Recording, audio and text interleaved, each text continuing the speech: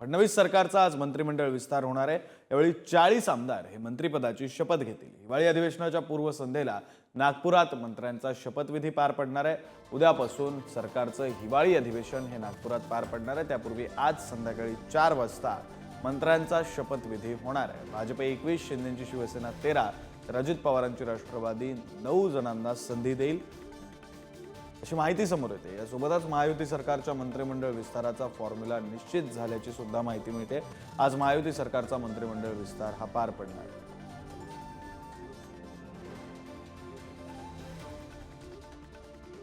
बातमी आपण पाहतोय, आज नागपूरमध्ये मंत्रिमंडळ विस्तार हा पार पडेल। 40 आमदारांना मंत्रिपदाची संधी दिली जाईल। भाजप 21, शिंदेची शिवसेना 13 आणि अजित पवारांच्या राष्ट्रवादीला 9 मंत्रिपदं दिली जाणार। मात्र कोणत्या पक्षाला कोणतं खातं हे मात्र अद्यापही निश्चित नाहीये। किंबहुना ते जाहीर झालेलं नाही।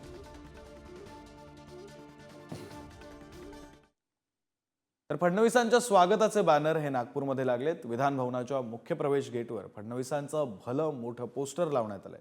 नागपूर शहरातील चौकाचौकात फडणवीसांच्या अभिनंदनाचे बॅनर लावण्यात आलेत। नागपूरमध्ये मुख्यमंत्री फडणवीसांची भव्य रॅली काढली जाणार आहे।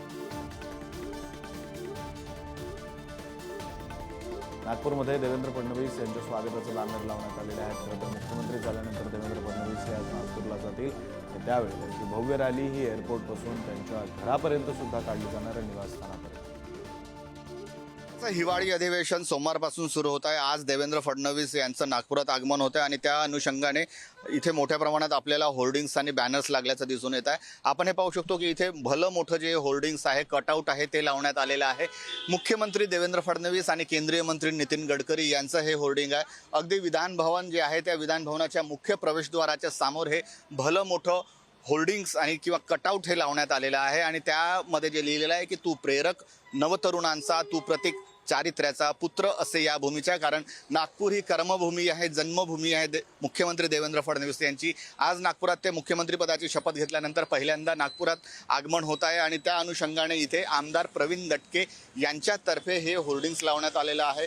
हे मोठं कटआउट जे आहे ते आता सर्वांचं लक्ष वेधून घेत आहे। आज देवेंद्र फडणवीस यांची स्वागत रॅली देखील निघणार आहे आणि त्या पार्श्वभूमीवर हे जे कटआउट आहे भलं मोठं विधान भवनाच्या प्रवेशद्वारावर लावण्यात आलेलं आहे, ते सर्वांचं लक्ष वेधून घेत आहे। कॅमेरामन मंगेश मोहितेसह जितेंद्र शिंगाडे, पुढारी न्यूज, नागपूर। तर शपथविधी काही तासांवर तरी भाजपच्या इच्छुकांना अद्यापपर्यंत फोन गेलेला नाहीये। भाजपकडून एकाही नेत्याला फोन न गेल्यानं आता दिग्गजांची धाकधूक वाढली। भाजप मंत्रिमंडळ विस्तारात धक्कातंत्र वापरणार का अशी चर्चा राजकीय वर्तुळात सुरू झाली आहे। भाजप मंत्र्यांच्या यादीत नव्या चेहऱ्यांना अधिक संधी मिळणार का अशाही चर्चांना उधाण आलं।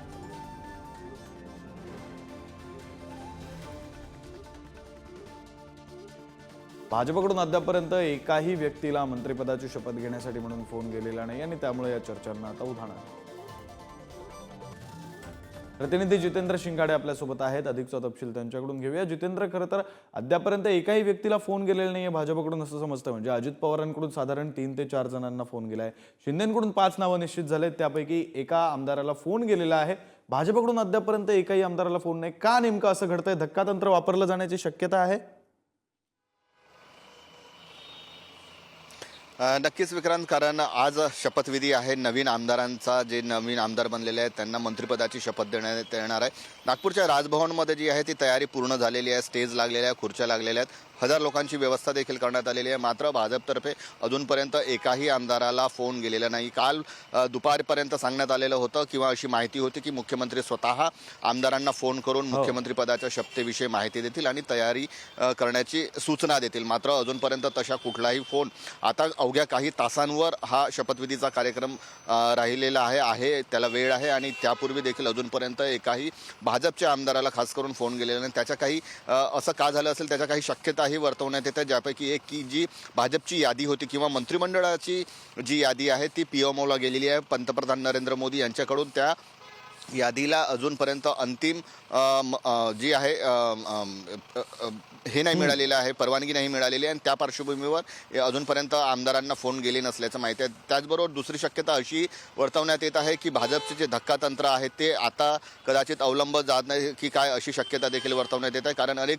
ज्येष्ठ जे नेते आहेत त्यांना बाजूला सारून एक नवी टीम देवेंद्र फडणवीस आपल्यासोबत तयार करतात की काय, आणि त्यामुळे कोणीही नाराजी होऊ नये किंवा त्याविषयी काही अजूनपर्यंत फायनल झालेलं नाही आणि आणि त्या अनुषंगाने किंवा त्या पार्श्वभूमीवर अजूनपर्यंत एकाही आमदाराला फोन गेलेला नाही असं सांगण्यात येते.